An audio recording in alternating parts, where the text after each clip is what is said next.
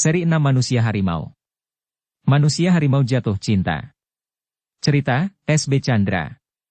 Audiobook, novel silat. Bab 7, tamat. Pong Chufat melirik Suster Sarimana, khawatir wanita itu tahu apa yang telah terjadi, dan menceritakannya kepada petugas hotel. Memang tambah banyak tanda tanya yang timbul dalam pikiran perawat itu. Siapa yang ditembak, siapa yang ditangkap? Tak jelas baginya. Tetapi cukup terang bahwa Meilan cemas dan takut kalau orang dicintainya telah ditangkap ataupun ditembak. Tetapi dia tadi menanyakan apakah suster itu telah pernah melihat orang yang dapat mengubah dirinya jadi harimau. Tentu ini orang yang dikhawatirkan Meilan, tetapi apakah mungkin gadis secantik dia bisa jatuh cinta kepada orang yang bisa jadi harimau, dan orang itu pula tentu yang telah membuat dia terkejut dan ketakutan sehingga tak sadarkan diri. Tidak, dia hanya pergi keluar sebentar. Ambil angin segar barangkali, kata ayahnya menenangkan. Cari dan panggil dia kemari, kata Meilan. Nah, ini kan bikin lebih celaka. Mau dicari kemana? Dan lagi bukan tidak mungkin pula dia memang sudah ditangkap dan bahkan barangkali pun sudah mati ditembak. Kalau makhluk semacam itu bisa dimakan peluru. Ataukah dia sudah mengamuk dan mengambil korban? Baiklah, Papa akan pergi mencarinya, kata Ong kehilangan akal, dan dia bersiap-siap untuk keluar kamar, walaupun tak tahu apa yang dilakukannya. Tetapi tepat pada saat ia mau melangkah keluar pintu, telepon berdering. Pong Chufat segera mengambilnya dengan muka pucat, setengah gemetar, entah berita buruk apa yang akan didengarnya dari petugas hotel. Pasti tentang Erwin. Dan dia memang tidak salah terka. Tetapi orang yang memperhatikan wajah Ong akan melihat dari perubahannya, bahwa ia menjadi agak tenang.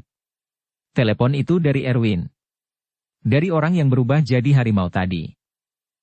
Bagaimana Meilan, Tuan Ong, tanyanya di telepon. Tapi kalau abang yang sakit, harus orang lain yang menolong. Sudah sadar? Maafkan saya telah menyusahkan Tuan. Tidak, kamilah yang menyusahkan. Karena kami maka semuanya ini terjadi. Mendengar percakapan itu Meilan bertanya apakah itu Bang Erwinnya. Ketika ayahnya mengangguk, ia langsung melompat dari tempat tidur dan mengambil telepon dari tangan ayahnya.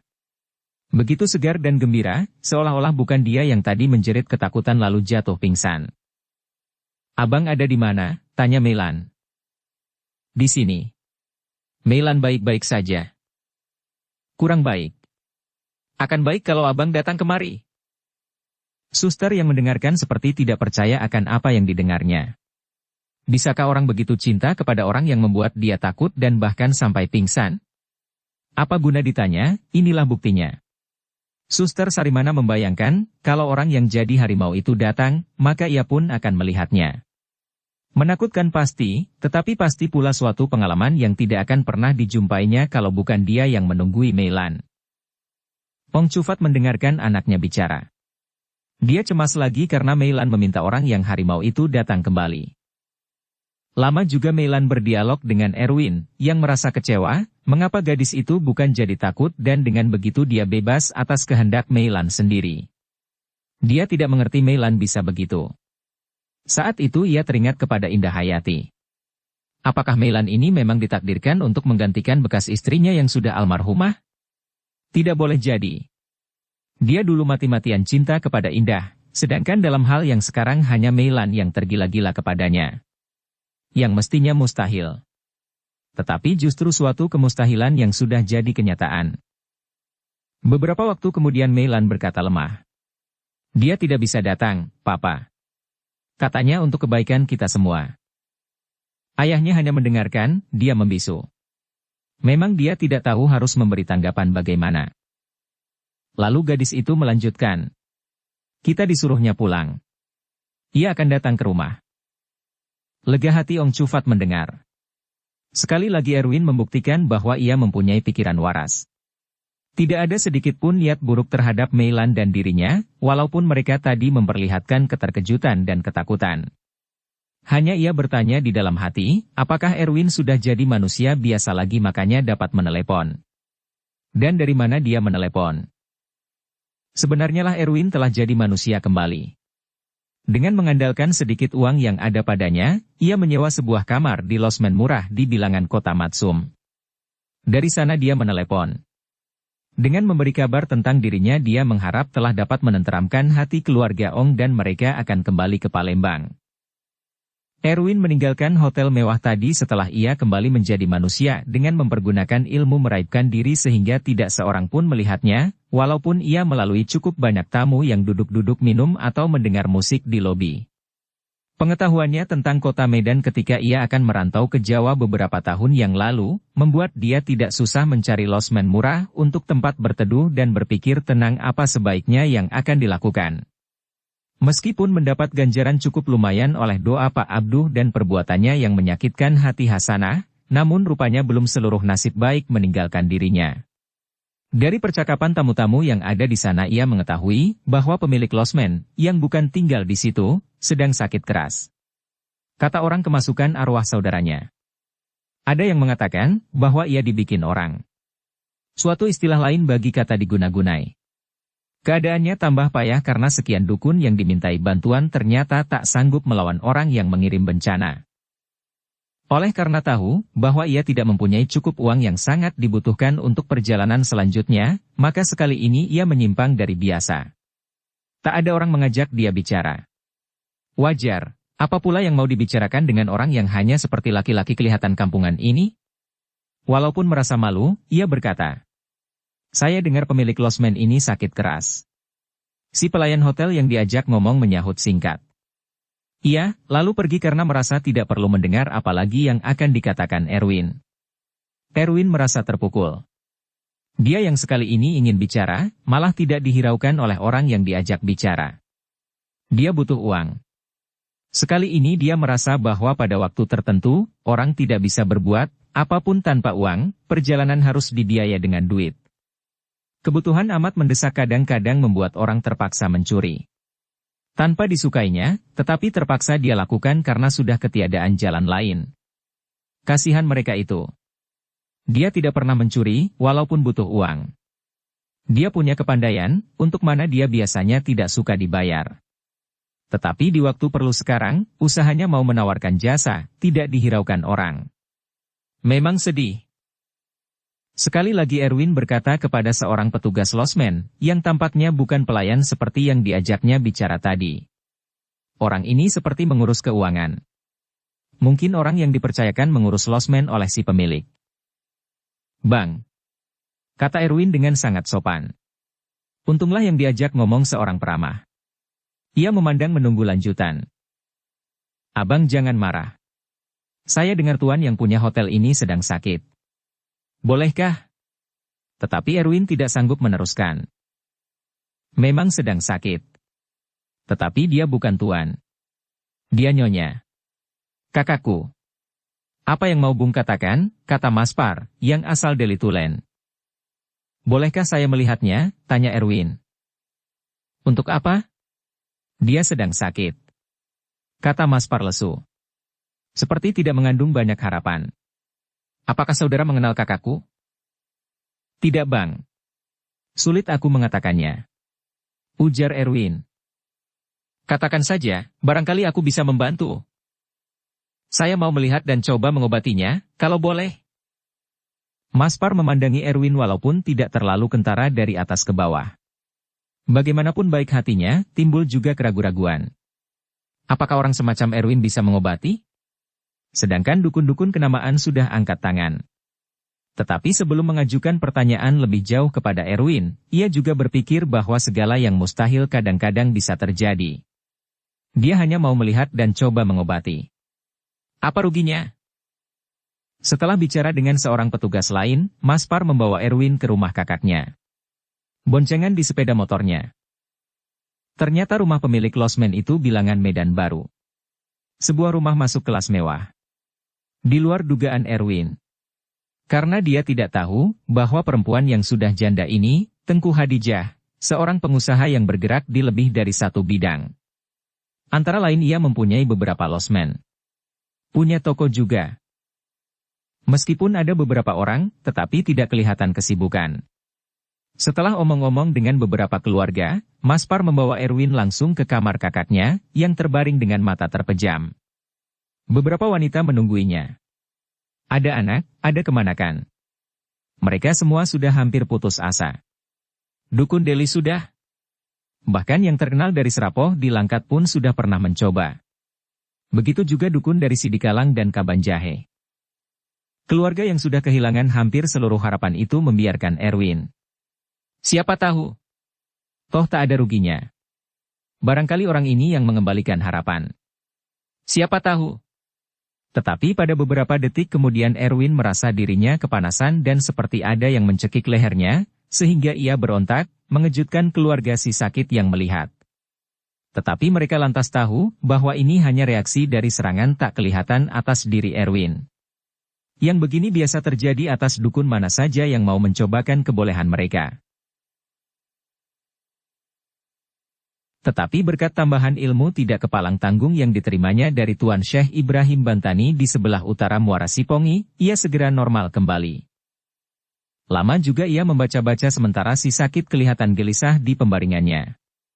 Perlahan-lahan, Tengku Hadijah membuka matanya, lalu minta minum. Erwin meminta kepada seorang perempuan muda yang menungguinya agar kepadanya diberikan air putih yang sudah disediakannya. Hadijah minum. Yang memandangi heran. Biasanya, jangankan meminta, diberi minum saja pun ia menolak. Tak ada yang menyangka bahwa orang yang kelihatan kampungan itu punya kemampuan seperti ini. Seperti biasa, sebelum mengenal, takkan ada orang percaya bahwa Erwin mempunyai kebolehan yang tidak mudah mencari imbangannya. Keluarga Tengku Hadijah berbisik-bisik. Menyatakan kekaguman dan tentu saja ingin tahu, siapa gerangan manusia yang sangat hebat ini. Tak cukup sampai di situ. Seorang tua dan seorang muda datang ke rumah itu, memberi salam. Keluarga Hadijah menawarkan bahwa pasti dukun pula yang hendak menawarkan jasa dengan mengajukan segala persyaratan. Membicarakan imbalan sebelum berbuat suatu apapun terhadap si sakit. Dukun-dukun komersial yang kadangkala memang hendak menipu saja. Keluarga orang kaya yang sedang gering memang salah satu objek yang mudah dimakan. Kami sudah tidak memerlukan dukun. Maspar yang pergi menyambut para tamu itu. Terima kasih atas maksud baik Bapak. Orang tua yang punya umur sekitar 60 menyahut. Kami bukan mau menawarkan bantuan. Kami mohon diberi izin bertemu dengan Bapak yang sedang mengobati Tengku. Beliau sedang bekerja, kata Maspar. Orang tua itu menerangkan bahwa ia mohon juga kebaikan hati tuan rumah untuk sekedar menyampaikan niatnya itu. Ketika Maspar masuk ke kamar kakaknya, tanpa disangka oleh semua hadirin Erwin berkata kepada Maspar agar mengatakan kepada tamu-tamu itu untuk menanti. Maspar heran, dari mana pula Erwin tahu bahwa kedua tamu itu ingin bertemu dengannya. Tetapi ia tidak bertanya, hanya menarik kesimpulan bahwa Erwin memang bukan dukun sekedar dukun. Dan ia tambah kagum kepada orang muda yang tidak punya gaya meyakinkan itu. Ketika Erwin keluar ke ruang tamu, di tempat menanti orang tua dengan kawannya yang masih muda, tanpa disangka Maspar dan keluarga yang lain, orang tua berambut setengah putih itu langsung mendatangi, membungkuk dan menyalam Erwin. Bagi Maspar masih tanda tanya apa yang dikehendaki orang ini. Aku datang mohon damai, kata orang tua yang mengaku bernama Munaf. Aku akan menarik kembali kirimanku. Hanya satu permintaanku kepada Tuan. Jangan binasakan periuk nasiku. Maspar sudah mengerti. Rupanya dialah yang mengirim penyakit untuk Tengku Hadijah. Maspar yang kelihatan ramah tetapi rupanya bisa mendadak panas darah melompat, menangkap leher orang tua yang dukun itu. Untung Erwin segera membentak. Jangan, Bang. Aku tidak suka kekerasan. Dia sudah mengaku salah, biarlah dia pergi. Kalau sekali lagi dia membuat macam-macam berulah jangan beri ampun. Bentakan Erwin sebagai perintah dari perwira kepada bawahannya. Maspar mundur, walaupun ia masih penasaran. Kepada Munaf diperintahkannya supaya meminta maaf dan mengakui segala perbuatannya kepada Tengku Hadijah. Orang itu diam, rupanya merasa berat untuk berbuat begitu. Dia sudah mengakui dosa, minta maaf, pikirnya sudah cukuplah sekian. Tidak cukup sekian, Pak Munaf, kata Erwin. Seperti biasa ia membaca apa yang dipikirkan lawannya. Menyebabkan orang itu tambah takut kepadanya. Tetapi kalau saya sampai menghadap Tengku sendiri, saya akan sangat malu dan berupa suatu penghinaan terhadap diri saya. Bagaimanapun, saya seorang dukun, kata Munaf. Setengah merasa keterlaluan tetapi juga setengah memohon kebaikan hati Erwin. Mengapa merasa dihina? Bapak memang punya sifat hina. Jadi wajar kalau mengaku bersalah dan minta maaf kepada yang empunya diri, kata Erwin. Keluarga Maspar yang mendengarkan merasa ngeri juga dengan keberanian seorang muda seperti Erwin terhadap orang tua, dukun terkenal yang punya nama di Delhi dan Serdang. Hanya saja mereka tidak menyangka bahwa dukun besar inilah yang merusak Tengku Hadijah. Pada saat itu mendadak Munaf menggeliat-geliat, memegangi perutnya. Ia mengaduh-aduh kemudian meronta-ronta. Rupanya sakitnya kian menjadi-jadi. Dia yang bisa mengirim segala macam kejahatan untuk orang-orang yang jadi sasaran atas upah, kini merasakan sendiri suatu serangan yang dilancarkan seorang yang jauh lebih muda dari dirinya sendiri. Ampun Tuan, kata Munaf kepada Erwin. Bapak tidak bersalah kepadaku. Yang Bapak jahili adalah Tengku Hadijah yang tidak punya dosa apapun kepada Bapak. Maka kepadanyalah Bapak minta ampun. Itu pun kalau beliau mau memberi ampun. Kalau tidak, tentu Bapak berurusan dengan yang berwajib. Tujuan Bapak membunuh Tengku itu secara pelan-pelan. Bukankah begitu? Munaf menjadi pucat, dan sebelum sempat mengelak satu tendangan Maspar telah bersarang di rusuknya. Ia terjatuh, segala kehebatannya tidak kelihatan. Tetapi matanya memandang tajam ke arah Maspar, seolah-olah hendak mengatakan bahwa pada suatu hari Maspar harus membayar untuk perbuatannya ini. Mau membalas? Tanya Erwin kepada Munaf. Orang yang main hakim sendiri pasti akan membunuhmu sampai mati. Karena Bapak tukang santet? Menyebabkan Munaf memandang, rupanya kurang mengerti. Santet itu membunuh melalui ilmu hitam. Saya tidak akan membalas. Saya mengaku salah, kata Munaf. Ia tidak dapat berbuat lain daripada mengikuti Maspar masuk ke ruangan si sakit yang sudah sadarkan diri. Oh, Pak Munaf. Apa kabar? Tak pernah Bapak datang mengobati saya, kata Tengku Hadijah. Membuat dukun itu tambah malu. Ampuni saya Tengku, kata Munaf. Saya datang mohon ampun dari Tengku. Saya telah berbuat salah terhadap Tengku yang begitu baik terhadap saya. Mengapa Bapak ini? Minta ampun apa? Orang tua yang berilmu hitam itu kian malu.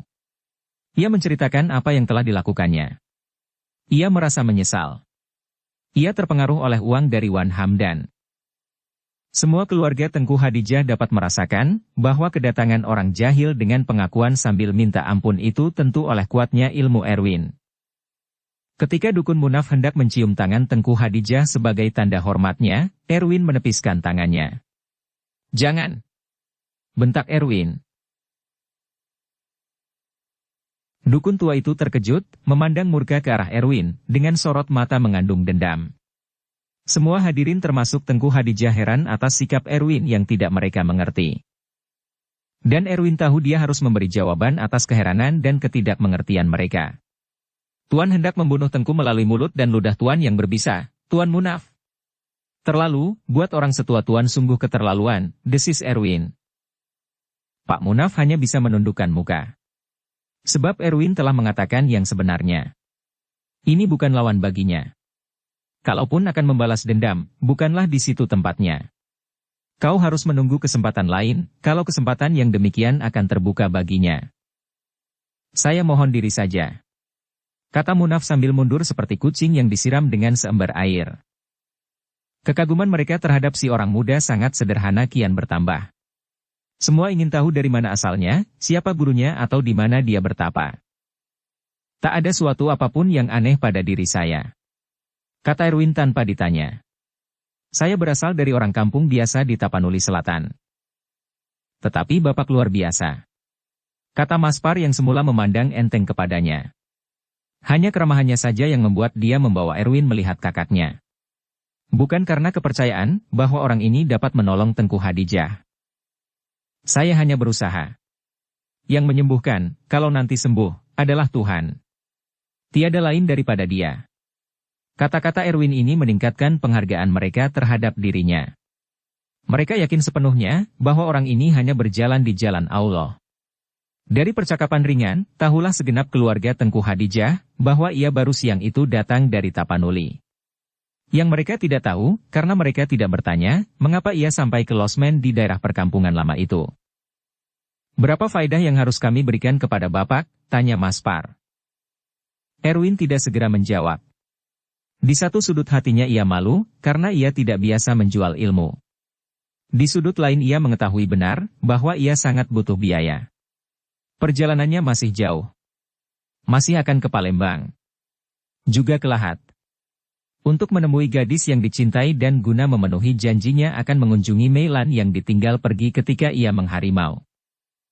Erwin meneruskan pekerjaannya. Menyiapkan air untuk diminum selama 3 hari.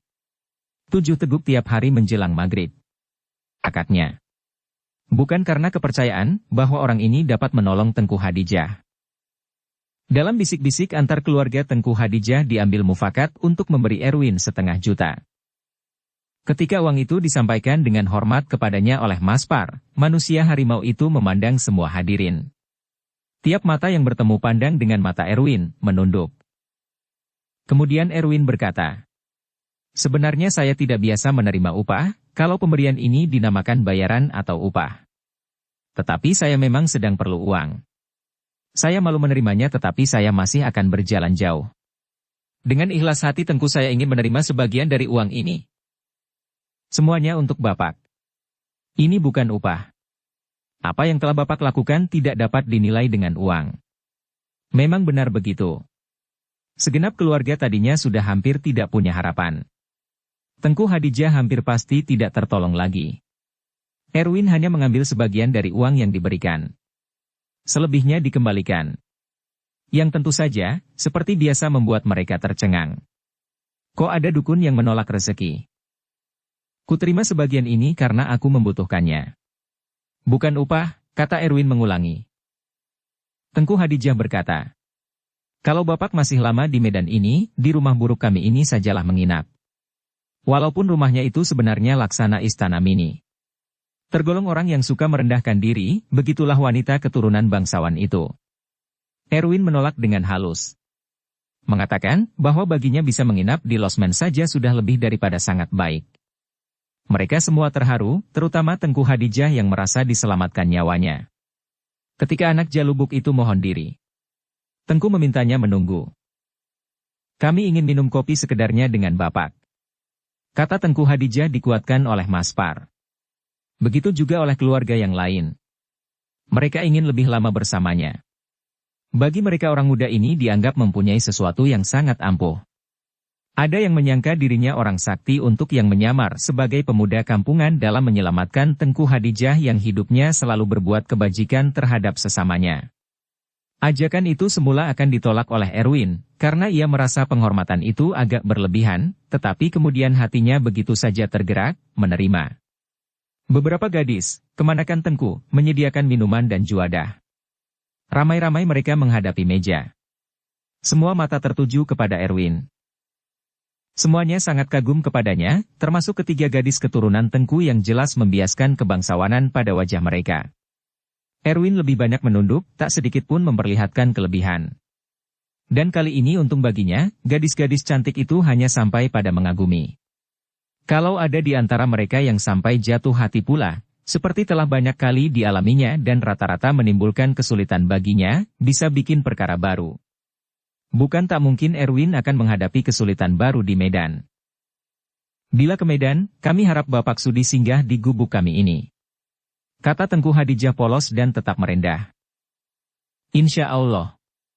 Jawab Erwin tanpa mengangkat muka. Saya merasa sangat bahagia malam ini, lebih daripada Tengku dan keluarga Tengku semua. Selama minum bersama itu ada semacam perasaan tidak enak di dalam hati Erwin. Ia tidak tahu mengapa, karena ia bukan manusia yang selalu serba tahu. Meilan atau Hasanahkah? Ada semacam dugaan bahwa Hasanah dan ayahnya menyusul ke Medan dan urusannya dengan gadis serta dukun Abduh tidak akan habis sampai di situ saja. Sebelum ia meninggalkan rumah itu, Tengku memberikan sehelai kain tenunan silungkang, katanya untuk dipakai sembahyang. Sepeninggal Erwin yang kembali diantarkan oleh Maspar, mereka masih membicarakan dirinya. Tetapi hanya beberapa puluh meter dari rumah Tengku Hadijah, Maspar yang mengemudikan sepeda motor jadi kaget karena lampunya menyorot satu benda melintang di tengah jalan yang kian dekat, jelas sosok manusia. Mereka turun. Sudah tentu. Orang yang berkemanusiaan tidak akan terus saja berlalu kalau melihat tubuh manusia tergeletak di tengah jalan. Entah sudah mati, entahkah masih bernyawa. Mereka jadi sangat terkejut, karena orang itu tak lain daripada Munaf, sang dukun yang menjahili Tengku Hadijah dan tadi sempat ditendang Maspar karena tidak kuat menahan emosinya. Pemeriksaan lebih dekat menunjukkan bahwa orang itu sudah mati dengan perut terbuka lebar dan isinya seperti sengaja ditumpukan di sisi badannya. Mukanya tidak dirusak, tetapi pada dadanya jelas ada bekas cakaran kuku besar dan dalam. Yang sudah tentu bukan kuku manusia. Maspar mau mengatakan bahwa dada itu bekas dicakar harimau, tetapi tak diucapkannya, karena tidak pernah ada lagi harimau masuk kota Medan. Kalau beberapa puluh kilometer di pinggirannya mungkin masih ada. Daerah Diski dekat Binjai dan Tanjung Morawa beberapa puluh tahun yang lalu masih menyimpan banyak harimau. Bertanya Maspar. Apakah Bapak pikir ia dibunuh manusia? Tidak, cakaran ini jelas bekas kuku harimau. Tetapi, kata Maspar tanpa meneruskannya. Tetapi tidak masuk akal. Tidak semuanya harus masuk akal, Pak Maspar. Kata Erwin. Kalau orang bercerita dan kita tidak melihatnya sendiri, boleh kita katakan tidak masuk akal. Tetapi apa yang dilihat oleh mata kita merupakan suatu kenyataan. Dan kenyataan tidak memerlukan masuk akal atau tidak. Bukankah begitu? Kini baru Maspar berkata. Apakah harimau piaraan? Ataukah harimau jadi-jadian yang dinamakan Cindaku? Kedua-duanya boleh jadi. Yang nyata, kematian Pak Munaf ini disebabkan serangan harimau. Kalau misalnya harimau piaraan, harimau siapa? Tentu musuhnya yang mengirim. Kalau harimau jadi-jadian, bukankah Pak Munaf dukun besar yang tentunya ditakuti oleh Cindaku? Entah. Kalau Cindaku itu punya ilmu pula dan pernah dihina oleh Pak Munaf ini, boleh jadi ia membalaskan dendamnya. Kata Erwin. Ia ngomong sekedar memberi reaksi saja. Kemungkinan adanya harimau suruhan seseorang yang memang sakit hati kepada Munaf memang bisa saja terjadi. Di Medan bukan rahasia bagi sementara orang pandai, bahwa beberapa orang berilmu memelihara harimau untuk disuruh-suruh. Sedikit-sedikitnya memelihara keselamatan dirinya dari serangan musuh. Dimanapun tiap orang berilmu selalu punya musuh. Dan musuh itu biasanya orang berilmu pula semacam dia. Selalu ada semacam persaingan di antara mereka. Terutama di antara yang asalnya berlainan daerah. Kadang-kadang tidak dengan maksud jahat. Hanya sekedar hendak mengukur kekuatan rekan. Bukan hendak membinasakannya.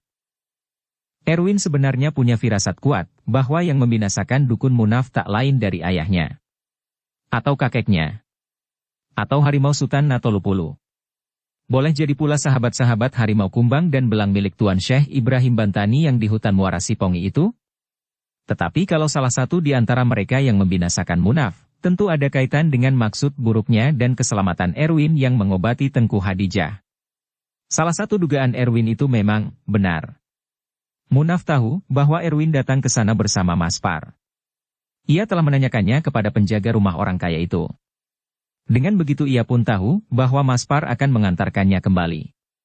Terhadap kedua-duanya Munaf punya dendam. Ia sakit hati kepada Maspar karena orang itu telah menendang dirinya. Ia merasa sangat dihina dan malu tetapi tak kuasa berbuat apa-apa karena ada Erwin. Ia pun tidak bersiap terhadap serangan itu. Ia datang ke sana karena hatinya didorong oleh suatu kekuatan dan meminta maaf kepada orang yang memaksanya melalui kekuatan batin. Ia juga sangat dendam kepada Erwin yang masih begitu muda tetapi sanggup menundukkannya. Suatu aib yang sangat besar bagi seorang dukun hebat semacam dia. 08. Munaf sudah mempunyai rencana ketika ia meninggalkan rumah Tengku Hadijah.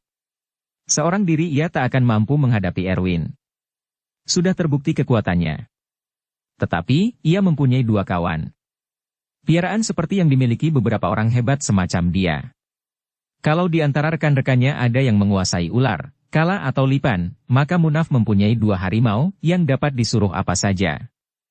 Pada waktu di luar dinas mereka berkeliaran di hutan, tetapi mereka akan datang bila saja majikannya memanggil. Beberapa puluh meter dari rumah Tengku Hadijah, Munaf masuk ke pekarangan rumah orang yang tak berpagar. Penghuninya sudah tidur. Di sana ia duduk memusatkan pikiran sambil membaca mantra. Kedua harimaunya datang.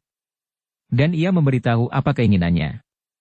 Walaupun kedua harimau itu tidak dapat berbicara, tetapi mereka mengerti apa yang dikatakan majikan. Munaf dan kedua harimau suruhannya menunggu di pekarangan itu. Waktu terasa berjalan lambat sekali. Munaf ingin melihat kedua orang itu segera diselesaikannya dan nanti dia akan meneruskan pembunuhan pelan-pelan terhadap Tengku Hadijah. Tetapi apa yang sama sekali tidak diduga telah terjadi. Tanpa kelihatan orangnya, ada suara berkata kepada Munaf. Hai dukun jahil, kau rupanya manusia yang keterlaluan. Tidak cukup kau hendak membunuh perempuan tak berdosa itu hanya karena mengharapkan uang. Dan kau sudah bernasib baik tidak sampai dibunuh oleh saudara perempuan itu. Orang yang datang mengobatinya itu tidak punya niat buruk terhadap dirimu. Memang ia telah memaksamu datang ke rumah orang sakit itu supaya mereka mengenal siapa yang melakukan kejahatan.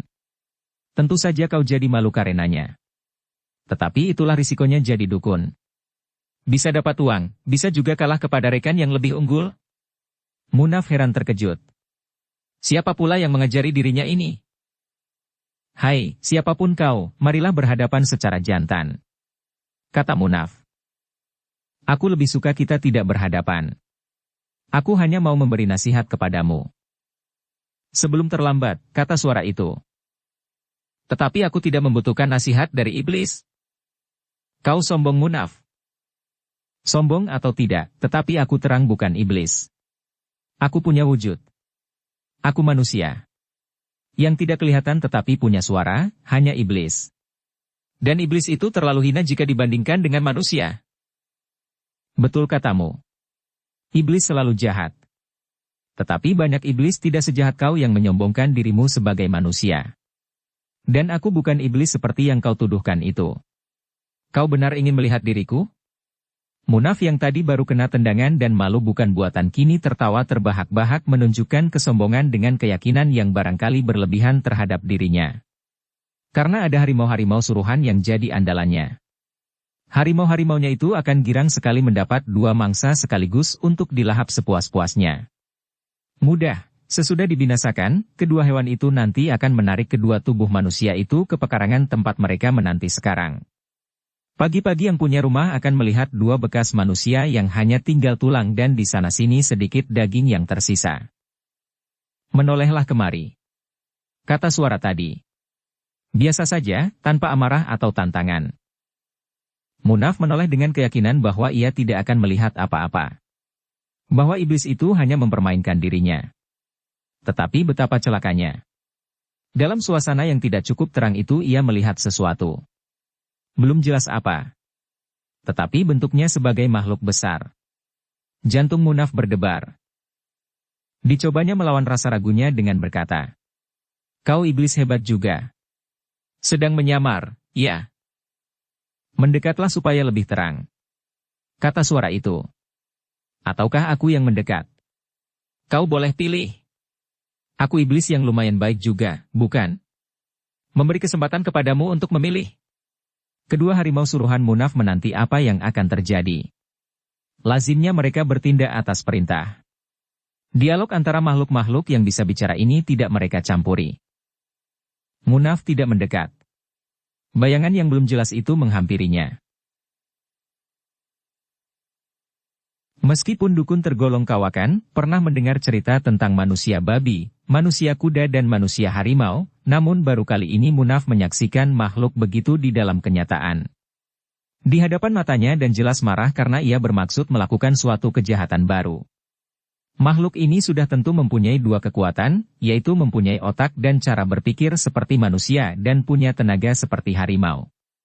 Tidak disangsikan lagi, bahwa kedua harimaunya takut atau sekurang-kurangnya bimbang menghadapi makhluk aneh ini.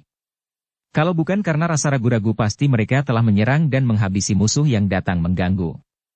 Tetapi siapakah dia, makanya mau campur di dalam urusannya dengan Erwin dan Maspar. Keingintahuan itu membuat Munaf bertanya dengan suara sudah tidak selantang tadi. Siapakah engkau yang ingin campur dalam urusanku? Aku tidak merasa punya hubungan atau kesalahan kepadamu. Kalau kau mengenal aku, tentu kau mengetahui bahwa aku sebenarnya manusia munaf yang suka damai. Lebih suka berkawan daripada berlawan. Apakah kau tidak mempunyai pendapat seperti aku? Kini makhluk berdui rupa itu yang tertawa sinis. Setuju, sangat setuju dengan pendapatmu, dukun munaf. Aku pun lebih suka mempunyai kawan. Tetapi, sayang sekali, aku tahu bahwa kau bukan manusia seperti yang kau katakan. Kata-katamu itu bahkan menunjukkan kepalsuanmu. Kalau kau tidak suka mendapat musuh, tentu kau kini sudah berada di rumahmu. Tentunya kau lebih tahu dari aku, bahwa kau berada di sini dengan kedua suruhanmu untuk menghadang dan membinasakan kedua orang yang tidak kau sukai itu. Munaf tidak segera menjawab. Yang penting baginya sekarang bukan melakukan pembalasan, tetapi menyelamatkan nyawa. Pembalasan bisa lain kali, kalau keadaan sudah mengizinkan. Dalam keadaan seperti sekarang, ia lebih baik merendahkan diri, tetapi keingintahuannya siapakah makhluk ini tetap merasuk pikirannya. Maka katanya, "Baiklah, aku tidak perlu malu mengaku bahwa kau punya ilmu sangat tinggi. Kata-katamu benar. Seharusnya aku tidak boleh mempunyai niat jahat terhadap dukun muda yang menyembuhkan perempuan itu. Tetapi kurasa aku patut mengetahui, siapakah kau ini makanya sampai datang mencampuri urusanku yang memang sangat tidak terpuji?" Makhluk itu tertawa lagi. "Nomor satu, aku bukan iblis seperti yang kau katakan tadi. Itu suatu penghinaan. Selama hidup sampai setelah aku mati aku belum pernah mendapat penghinaan seperti itu." Makhluk itu sengaja diam sejenak. Dan Munaf tidak dapat menyimpan pertanyaan. Sampai sesudah mati? Ia heran. Biasanya orang mengatakan, selama hidup. Dia ini lain. Lain rupa, lain pula bicaranya. Tanyanya. Kau katakan sampai setelah kau mati? Kau tidak salah dengar dan aku tidak salah ngomong, Munaf. Sampai aku sudah mati, baru kau yang menghina aku separah itu? Kini Munaf tambah takut. Ia berhadapan dengan makhluk yang bangkit dari kuburannya, pikirnya. Berkata makhluk itu. Memang, aku bangkit dari kuburanku. Tidak selalu. Hanya kalau perlu saja. Kau masih mau tahu aku siapa? Munaf tidak kuasa menjawab, walaupun dia masih ingin tahu. Kata makhluk itu, tenang dan jelas. Aku ini bernama Jalubuk. Sebelum dan sesudah mati namaku Jalubuk. Tidak ada nama baru setelah mati. Dan kau tentu ingin tahu mengapa aku datang mencampuri urusanmu. Dia diam lagi. Menunggu reaksi, tetapi Munaf tidak berkata apapun. Keheranan dan ketakutan membuat dia terdiam dan menjadi seperti bodoh. Urusanmu itu juga urusanku, Munaf, karena yang hendak kau bunuh itu anakku. Kau dengar, anakku. Anak kesayanganku. Kalau kau dan kedua piaraanmu membinasakan aku di sini, maka aku mati untuk anakku. Dan aku tidak akan menyesal. Bahkan aku senang kalau kau dan kedua harimaumu mengeluarkan segala kemampuan kalian, sehingga kita menyelesaikannya secara jantan. Bukankah kau tadi menyuruh aku memperlihatkan diri, kalau aku jantan? Kurasa tidak ada gunanya kita saling menumpahkan darah di sini. Aku sudah mengakui kelebihanmu. Mengaku kalah. Apakah itu tidak cukup untuk kita seterusnya hidup sebagai sahabat? Munaf merasa dirinya hina sekali mengucapkan kata-kata itu, tetapi lebih baik begitu daripada mati tanpa punya kesempatan untuk melakukan pembalasan. Mulailah, kalau kalian mau membela majikanmu yang hendak membunuh anak kandungku itu, tantang makhluk itu kepada dua harimau milik Munaf. Dukun jahil itu mengharap kedua macannya menerima tantangan dan menyerang. Selagi mereka bertarung ia dapat melarikan diri. Tetapi, ia hanya bisa berharap. Tiada lebih dari itu. Kedua harimaunya memandang makhluk itu sejenak lalu mundur pelan-pelan, berbalik dan pergi. Munaf merasa bahwa harapannya kian menipis. Tak usah minta ampun, kalau itu pelarianmu yang terakhir Munaf. Kata Jalubuk. Sudah kukatakan tadi, terlalu berbahaya membiarkan manusia semacam kau ini hidup lebih lama di dunia ini. Masih akan banyak orang jadi mangsamu. Aku tidak menyukai dusta dan kelicikanmu. Maksudmu, tanya Munaf pelan. Walaupun kau tidak mau melawan, karena tidak punya cukup keberanian untuk menang atau tewas sebagai jantan, aku akan membunuhmu. Jangan, kau terlalu jahat kalau menganiaya orang yang telah mengaku kalah, minta ampun dan berjanji untuk tidak lagi melakukan kejahatan? Jahat memang, tetapi aku akan lebih jahat kalau membiarkan kau hidup untuk memberimu kesempatan melakukan lebih banyak pembunuhan dengan cara yang sangat keji. Membiarkan kau hidup sama artinya dengan aku menyetujui kejahatan-kejahatanmu yang akan datang. Kalau kau mau bertobat, bertobatlah, Munaf. Setelah aku bertobat, kau memaafkanku? Bukan itu maksudku. Tobat barangkali akan meringankan dosa-dosa yang telah banyak kali kau lakukan. Setelah itu kau kubunuh. Dan ketahuilah sebelum kau mati, bahwa aku membunuhmu untuk mencegah lebih banyak pembunuhan. Jadi, sama artinya kubunuh kau supaya dosa-dosamu jangan bertambah banyak lagi. Tanpa menunggu lagi, karena memang bagi Jalubuk tidak ada lagi yang perlu ditunggu, ia menanamkan kuku-kukunya di kuduk Munaf. Tanpa mendapat perlawanan. Suatu pembunuhan yang tidak menyenangkan bagi Jalubuk. Tetapi ia tidak dapat berbuat lain kecuali membunuhnya. Tolonglah melawan, Munaf, dengan segala kepintaran yang ada padamu. Aku tidak senang melakukannya secara ini. Lawanlah, kata Jalubuk sambil mengendorkan cengkeramannya. Tetapi perlawanan yang dipintanya itu tidak ada. Dengan perasaan kecewa ia menyeret korbannya ke tengah jalan raya. Di sana baru ia merobek dada dan perut Munaf. Semua dengan cepat, bukan karena takut, tetapi ia ingin pekerjaan yang tidak menyenangkan itu segera selesai. Setelah dada dan perut terbuka, isinya dikeluarkannya, ditumpukannya di samping tubuh Munaf. Setelah itu Jalubuk pergi. Tujuan menyelamatkan Erwin telah terlaksana. Bersamaan dengan itu ia juga mencegah dukun jahil itu melakukan lebih banyak kejahatan terhadap hamba Allah yang tidak berdosa, tetapi tidak kuat melawan ilmu kejam dukun yang mau melakukan apa saja demi uang. Pengeluaran isi dada dan perut Munaf dilakukannya ketika Erwin mendapat hadiah sehelai kain silungkang dari Tengku Hadijah. Jalubuk memperhitungkan semua, supaya tugas cinta kasih kepada anak selesai ketika ia dan Maspar melalui jalan itu. Tidak boleh terlalu lama sebelum dan juga tidak boleh ketika Erwin baru saja berangkat dari rumah. Dalam hal yang pertama darah sudah akan mulai membeku dan dalam hal kedua ia khawatir Maspar sempat melihat ia mengerjakan misinya. Ketika Erwin dan Maspar memeriksa tubuh yang sudah jadi mayat dalam keadaan rusak dan mengerikan itu, memang darah masih segar. Dengan lampu senter yang dibawa Maspar mereka melihat darah masih keluar dari luka-luka Munaf. Melihat jantung, hati, perut dan limpa yang teronggok di sisi mayat, Erwin sudah tahu bahwa pembunuhan dilakukan oleh ayah atau kakeknya. Kalau tidak ada sebab yang memaksa, kedua orang yang sudah tiada, tetapi tetap sangat disayanginya itu tak mungkin mau berbuat sesadis itu. Biasanya yang jadi sebab, kalau Erwin terancam. Terpikir olehnya apakah Munaf tadinya punya niat atau bahkan mengatur jebakan terhadap dirinya?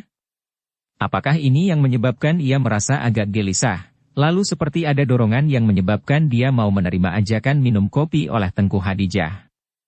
Guna memberi kesempatan kepada kakek atau ayahnya. Lama Erwin memandangi mayat yang rusak berat itu. Termenung. Ajakan Maspar untuk lekas-lekas pergi dan melapor kepada polisi, tidak segera dihiraukannya. Sehingga Maspar heran mengapa Erwin jadi termenung dan kelihatan terharu. Karena kasihan? Lalu sangat sedih memikirkan kematian dukun yang bersifat bajingan itu? Bah, sudah wajar ia ditimpa hukum karma yang begitu.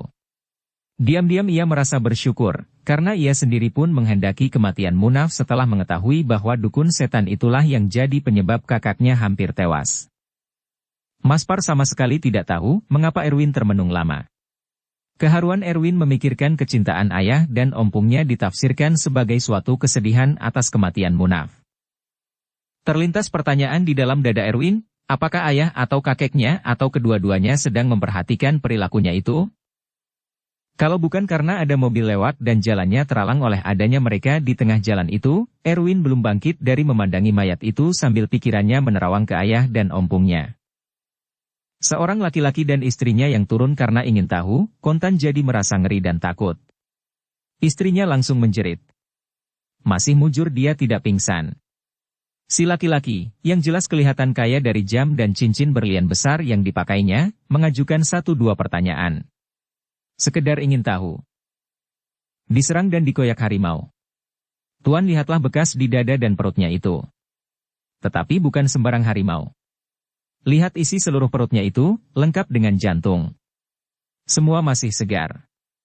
Tandanya baru saja kejadian tidak ada yang dimakannya. Tandanya ia bukan harimau sembarangan. Kata Erwin. Membuat laki-laki itu, terlebih-lebih istrinya kontan jadi lebih ngeri dan buru-buru berangkat. Bukan tak mungkin harimau yang sedang hanya haus nyawa itu masih ada di sekitar dan mereka akan jadi giliran menerima nasib yang serupa. Tak lama kemudian tempat itu jadi ramai dan polisi pun sudah datang memeriksa. Sama halnya dengan di Jakarta dan Muara Bungo, di Medan juga ada anggota polisi yang bermata jeli dalam kejadian serupa itu. Apalagi yang namanya Medan, di mana banyak polisi dan reserse berasal dari daerah Minang, Karo, Toba dan Mandailing. Daerah-daerah yang menghasilkan banyak insan Indonesia yang pintar-pintar, tetapi juga masih diselimuti berbagai misteri yang sebagian belum dan barangkali tak pernah terpecahkan oleh otak manusia biasa. Segera tersiar berita bahwa di kota Medan sedang mengamuk harimau siluman. Ada yang mengatakan harimau suruhan dukun membinasakan dukun. Ada pula yang berbisik antara mereka bahwa yang membunuh itu tentu harimau liar yang kuat instingnya.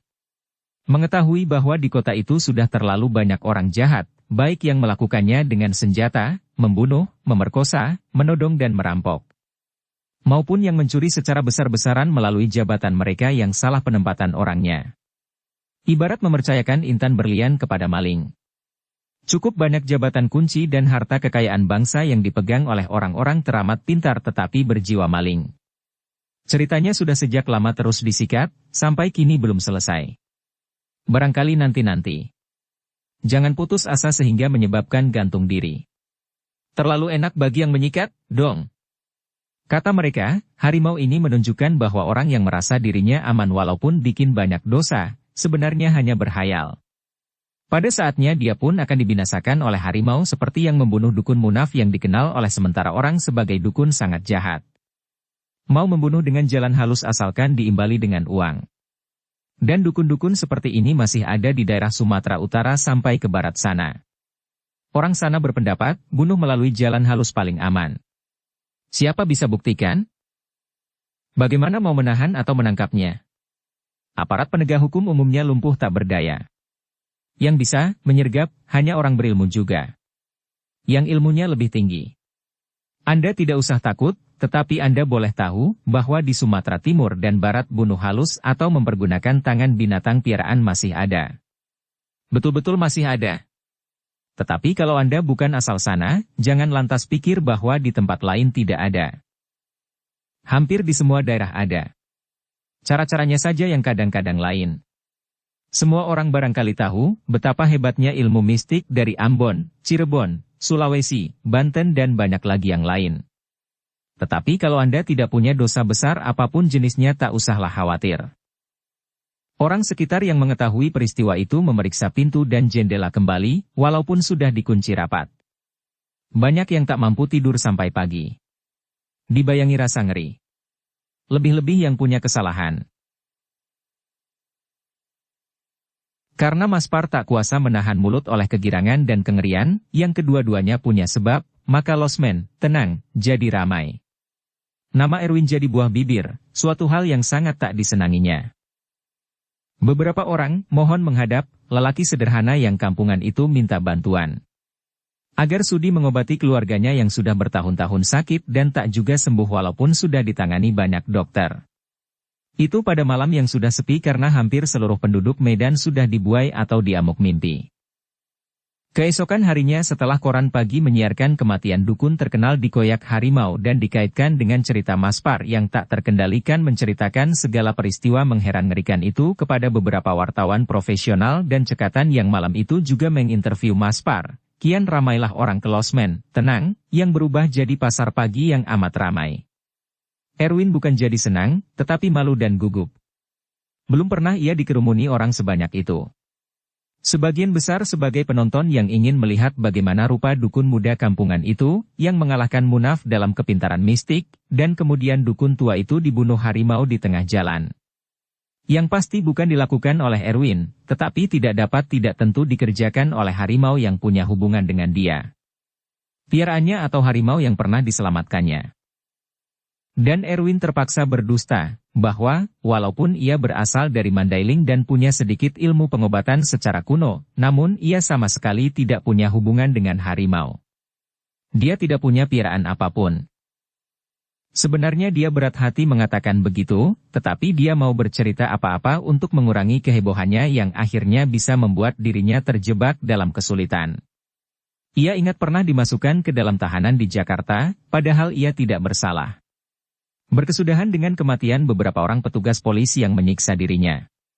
Petugas-petugas yang dibunuh oleh ayahnya yang masuk dan keluar dari sana menyelamatkan Erwin tanpa satu biji mata pun melihat dia, walaupun Jalubuk membawa Erwin di hadapan mata mereka semua. Yang sangat ditakuti Erwin, walaupun dia manusia harimau dan dukun kawakan, tentu saja ada. Sedangkan harimau liar punya rasa takut. Betapa akan sedih hati Meilan dan ayahnya kalau mereka mendengar kemudian membaca di dalam surat kabar tentang adanya manusia yang diterkam dan dirobek-robek harimau dengan cara amat mengerikan. Karena terakhir sekali Ong Chufat melihat Erwin adalah ketika ia sedang berubah jadi harimau di kamarnya di hotel mewah itu. Yang sampai membuat Meilan yang tergila-gila dan mengejar-ngejar dirinya itu, jatuh pingsan. Hanya Erwin tidak tahu, bahwa sesudah siuman kembali gadis yang keturunan Cina itu toh memanggil-manggil dirinya dan sangat takut akan keselamatan dirinya. Meilan menolak untuk kembali ke Palembang pada hari itu. Ia masih ingin bertemu dengan Erwin. Walaupun sekiranya dia dalam tahanan atau hanya tinggal mayat saja. Dan Ong Chufat tak kuasa melawan kehendak hati anaknya. Dia pun tak tahu harus mendoakan apa? Agar Erwin mati dan kisah cinta anaknya berakhir? Belum tentu baik. Kalau anaknya oleh kematian Erwin sakit merana dan tewas pula? Atau bahkan bunuh diri karena sedih yang tak tertahankan? Sebaliknya kalau Erwin selamat dan bertemu lagi dengan Meilan atau gadis itu mencarinya sampai dapat, apa yang akan terjadi? Ayah malang itu betul-betul tidak tahu, harus mendoakan apa untuk Erwin. Mati salah, hidup pun akan meneruskan kisah cinta anaknya yang sangat memalukan dan menyedihkan. Masih ada lagi peristiwa lain yang sangat merisaukan hati si manusia harimau yang juga sangat ditakutinya tetapi mungkin tak dapat dihindarinya. Hasanah dan Dukun Abduh. Rasa risau Erwin memang pada tempatnya, karena tanpa segera diketahuinya Hasanah dan Pak Abduh telah tiba di Medan. Supir mengantarkan mereka ke hotel terbaik, karena Abduh, walaupun hanya dukun, yang kadang-kadang orang katakan seenaknya sebagai tukang obat kampung, ingin memberi kesenangan kepada anaknya yang sedang terlalu sedih dan khawatir, walaupun tadinya dia sudah sangat ingin melampiaskan seluruh sakit hati kepada manusia harimau muda itu. Jadi mereka menginap di hotel yang sama dengan Ong Chufat dan anaknya Meilan, Hotel D. Kedengarannya seperti diatur dalam cerita, padahal memang begitu kenyataannya. Bukan takdir, hanya suatu kebetulan. Walaupun di kota itu ada beberapa hotel yang cukup menyenangkan, tetapi pilihan supir mereka jatuh pada hotel itu.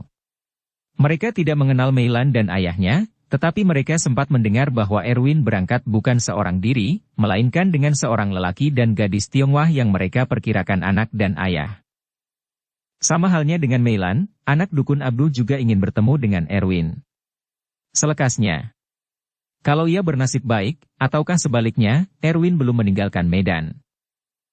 Hasanah seharusnya merasa letih oleh perjalanan yang lumayan jauh dan pikiran yang tak tenteram.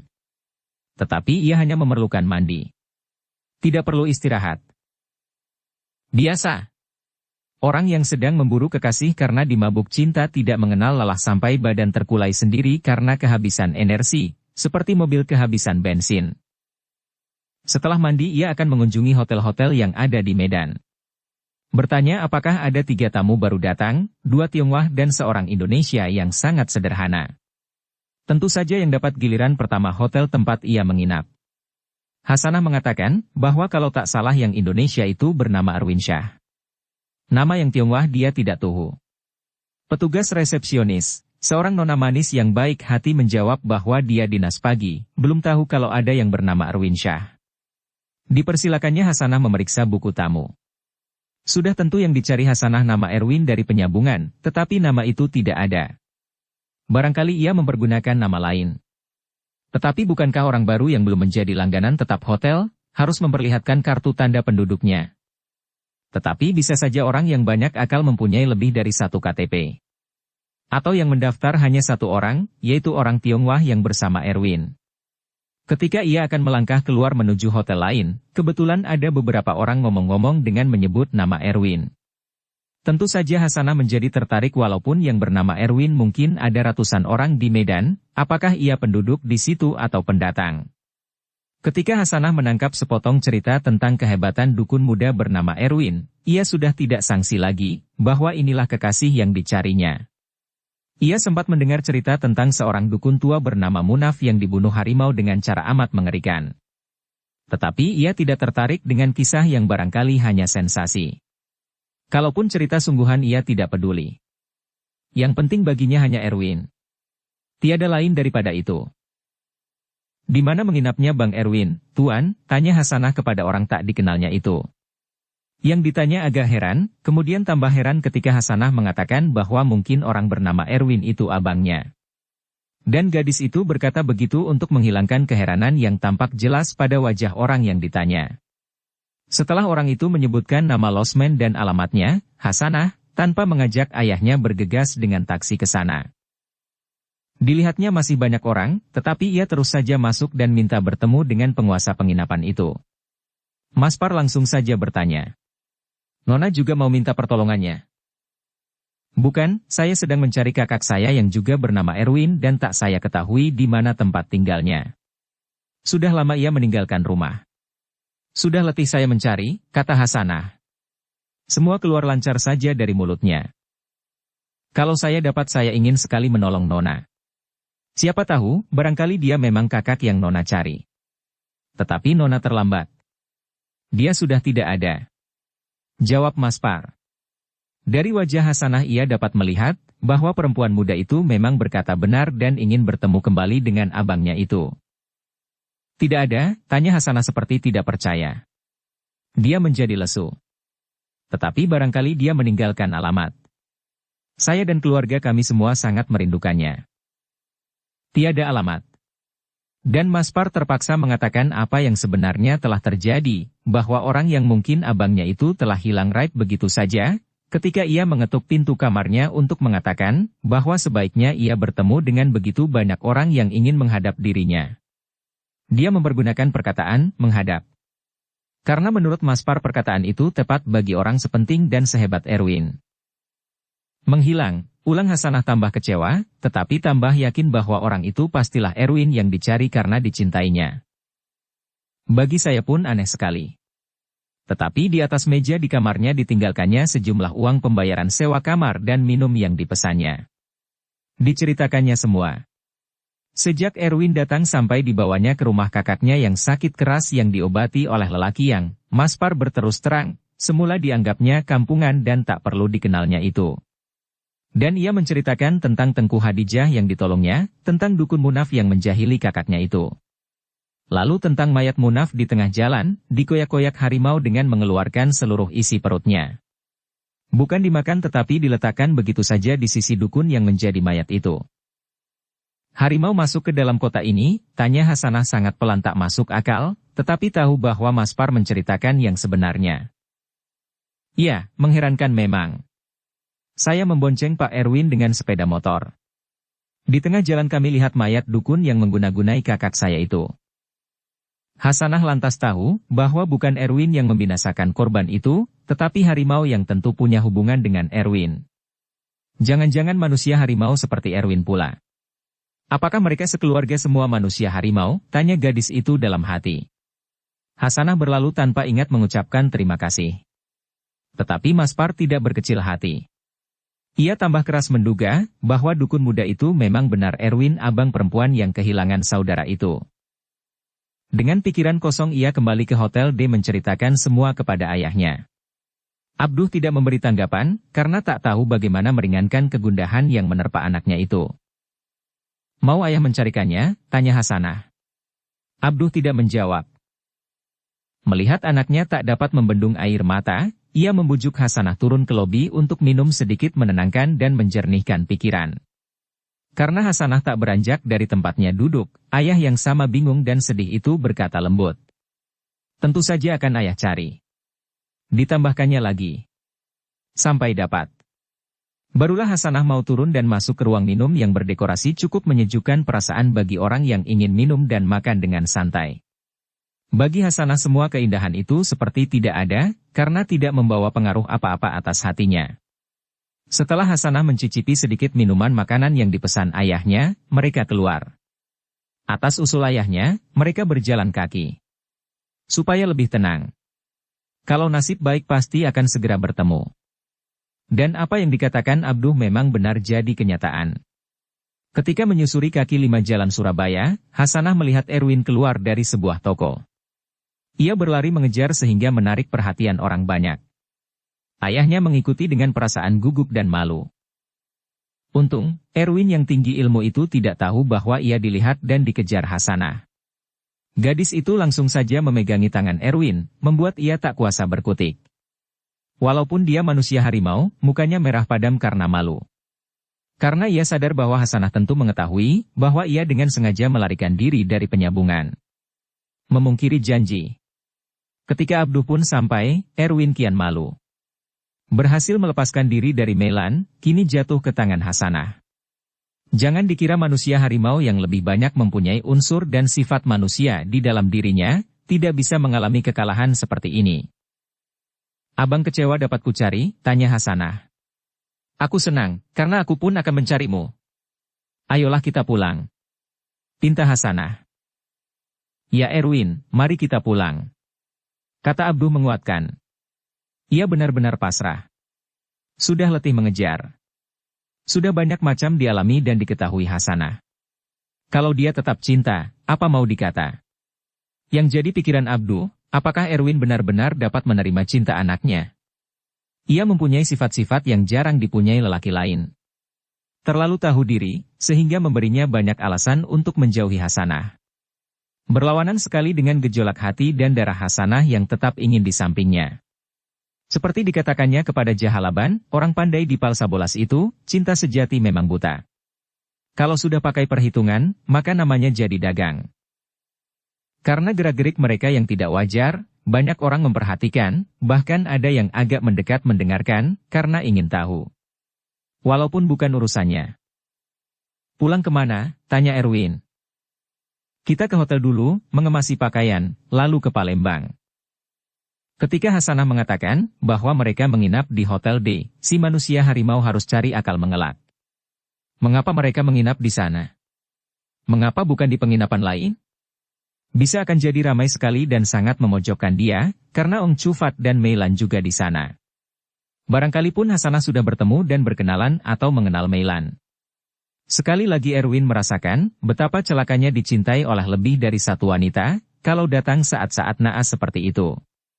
Keadaan ini menyuruh Erwin berpikir cepat mencari jalan keluar, setidak-tidaknya yang agak aman baginya.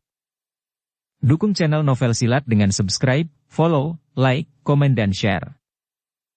Aku sedang jadi pembicaraan orang. Mungkin juga dicari polisi, walaupun aku tidak punya kesalahan. Sebaiknya Has dan Bapak saja kembali ke hotel. Aku menunggu di kedai kopi itu, kata Erwin. Alasan Erwin dapat dimengerti oleh Hasanah dan ayahnya, tetapi gadis itu khawatir kalau sepergi mereka nanti, Erwin menghilang lagi. Tetapi ia juga tidak kehabisan jalan. Katanya. Sudah, ayah saja kembali ke hotel, ambil barang kita. Nanti ayah singgahi kami di sini. Erwin mengerti, mengapa Hasanah tidak mau meninggalkannya sendirian. Ia sudah mengalami, bagaimana Erwin sanggup mengibul. Walaupun ia punya alasan yang benar. Yang katanya untuk kebahagiaan Hasanah sendiri. Abduh mengikuti kehendak anaknya. Tak lama kemudian ia sudah sampai lagi di tempat Erwin dan anaknya menanti. Dari agen perjalanan mereka mendapat keterangan bahwa pesawat ke Palembang untuk hari itu sudah berangkat. Karena harus menunggu sampai keesokan harinya, Erwin mengusulkan supaya menginap di tempat lain saja. Tetapi kemudian ia sendiri juga yang meminta agar naik mobil saja. Ia baru ingat bahwa Ong Chufat dan Meilan, menurut rencana, akan terbang ke Palembang bersamanya. Kalau mereka pun masih mencari dia, lalu besoknya baru berangkat dan bertemu di Terminal Polonia, pasti ia akan kewalahan menghadapinya. Sekarang saja dia sudah merasa kalah. Harus mengikuti Hasanah dan ayahnya ke Palembang. Padahal dia bersama Meilan dan ayahnya melarikan diri dari penyambungan, menghindar dari Hasanah. Gila benar. Kayak main-main. Tetapi bukan permainan enak atau lucu. Hasanah tidak main membantah kemauan Erwin. Sang ayah tak berani menentang kemauan anaknya. Maka setelah mendapat kendaraan, mereka langsung berangkat. Si Erwin manusia harimau, kali ini merasa dirinya sebagai tawanan. Tawanan wanita yang jatuh cinta. Kalau beberapa hari yang lalu ia merasa salah dan sedih membohongi Hasanah di penyambungan, maka sekarang ia merasa bersalah melarikan diri dari Meilan. Erwin benar-benar ditimpa bencana cinta. "Mengapa abang berdiam diri dan seperti bingung?" tanya Hasanah pelan. "Memikirkan masa depan." "Entah bagaimana," jawabnya. "Sudah ada yang mengatur itu. Jangan terlalu dipikirkan, nanti tambah letih." "Barangkali, ini yang dinamakan takdir," kata Hasanah. Erwin tidak menyahut. Pikirannya penuh dosa. Padahal baru kemarin malamnya ia dikatakan juru penyelamat nyawa oleh keluarga Tengku Hadijah. Tiada mendengar jawaban, Hasanah bertanya lagi. "Bukankah begitu, Bang?" "Ya, barangkali," kata orang yang biasanya bijaksana itu. Hasanah merasa bahwa otak Erwin belum bebas dari berbagai masalah lain sehingga ia tidak dapat kecil hati atas jawaban yang seperti asal jawab saja. Dia harus membiarkan Erwin tenang kembali dan yang begitu tidaklah mudah bagi orang semacam dia dengan problem berat yang silih berganti. Sebagaimana dia pernah berjanji akan menemui Hasanah setelah ditinggalkannya di penyambungan, kini ia berjanji kepada dirinya bahwa ia akan mengunjungi Meilan untuk menjelaskan segala kejadian yang menyebabkan ia menghilang dari hotel mewah itu. Dia tahu, Meilan akan mengerti, tetapi apakah dia juga nanti seperti Hasanah yang tetap menghendaki dirinya? Apakah tidak mungkin kelak dia akan disergap Meilan di kota Palembang, seperti yang dialaminya dari anak dukun Abduh di kota Medan? Erwin ingin bebas dari segala macam pikiran yang tidak akan mengubah keadaannya pada saat itu. Tetapi ia tak mampu. Kemanusiaan di dalam diri dan rasa bersalah menimbulkan sesal dan kesal. Mengapa mereka itu harus jatuh hati kepadanya? Ia tidak normal. Punya banyak kekurangan lagi. Apa gunanya bagi mereka? Tanya Erwin kepada otaknya sendiri. Kalau dia tahu bahwa Hasanah menganut falsafah, bahwa cinta sejati memang buta, dia tidak perlu mencari jawaban. Dengan air mata tergenang, Erwin melalui kota dan desa di daerahnya. Juga ketika ia melewati Pahae menjelang masuk Sipirok dari Tarutung, ia ingat kepada peristiwa yang mengerikan itu. Seekor harimau yang sangat marah, sehingga menghancurkan kaca-kaca jendela mobil yang ditumpanginya bersama Ong Chufat dan Meilan. Ia tahu bahwa harimau itu bukan harimau biasa. Kalau bukan suruhan paling sedikit harimau yang sangat pintar dan mengetahui bahwa Erwin harus mendapat teguran dan peringatan keras. Supir dan kenek yang ada di luar kendaraan tidak diganggunya. Sipirok dilaluinya tanpa berhenti agak sejenak. Begitu pula kota penyambungan tempat kediaman beberapa keluarganya. Ia tidak singgah di rumah pamannya tempat ia disaksikan Hasanah sedang mengharimau di sebuah kamar, yang hanya satu-satunya di rumah itu. Ia merasa berdosa, tetapi rasa malu lebih kuat dari kesadaran bersalah. Apa akan katanya dan apa pula yang dipikir pamannya, kalau ia kini sudah bersama Hasanah dan dukun Abduh yang beberapa hari yang lalu telah dikibulinya. Manusia harimau yang sangat peka itu menangis tanpa suara. Diketahui oleh Hasanah, tetapi ia membiarkan. Memang membiarkan itulah cara yang terbaik. Kalau air mata sudah mengering, mungkin sedikit ketenangan akan kembali. Dilaluinya pula si Hepeng tempat ia pernah belajar silat, begitu pula Muara Sipongi dengan taman misteri milik Tuan Syekh Ibrahim Bantani dengan dua harimau yang mempunyai kemampuan manusia. Beberapa waktu kemudian keluarlah dia dari Mandailing, tempat asal yang sangat dicintainya dan entah kapan akan dilihatnya kembali. Ketika memasuki daerah Pasaman di Minang, dengan harimau-harimaunya yang terkenal garang atau sangat ramah, ia merasa telah jadi perantau atau petualang kembali. Dalam hati dia menjerit sedih. "Izinkan aku pergi Amang, relakan aku Ompung, ampuni aku Inang. Bukan aku tak cinta kampung." Tanpa disadari, Erwin terisak-isak lalu masuk ke alam mimpi, mata terpejam, hati dihempas-hempaskan oleh aneka perasaan yang tak terhadapi lagi olehnya.